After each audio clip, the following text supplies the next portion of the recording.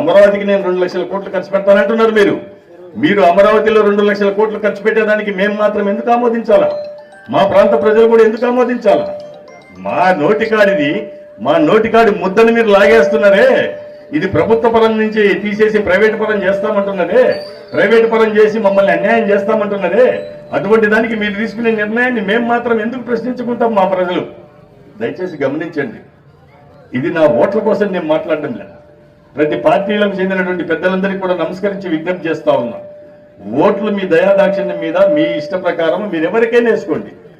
ఇది మన ప్రాంతానికి జరుగుతున్నటువంటి తీవ్రమైన అన్యాయము.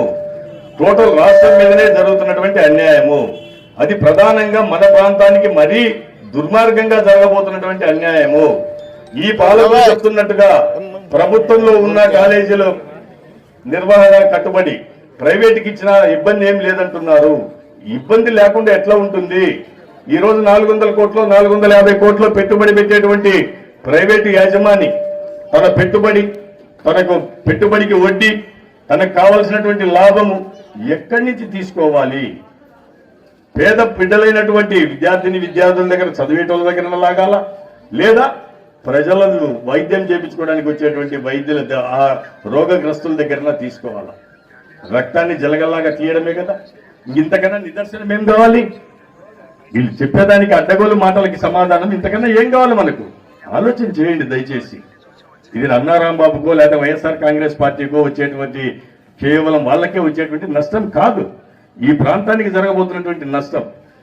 రాజశేఖర రెడ్డి గారి పుణ్యమా అంట వెలుగొండ ప్రాజెక్ట్ వచ్చింది. జగన్మోహన్ రెడ్డి గారి పుణ్యమా అంట ఈ ప్రాంతానికి ప్రజల ఆరోగ్యాన్ని బాగుపరుచుకునేదానికి, అలాగే పేద బిడ్డలు చదువుకునేదానికి, ఒక గుర్తింపు ఉండేదానికి ఒక మెడికల్ కాలేజ్ వచ్చింది. రాక వచ్చిన వాటిని కూడా ఇంత దుర్మార్గంగా ఈ పాలకులు మన నోటికాడికి తీస్తుంటే మనం ఇంకా అట్నే కమ్మునుంటే ఎంతవరకు న్యాయమో ఆలోచన చేయండి. ఈ రోజున్నటువంటి మన సమాజానికి నష్టపోవడమే కాకుండా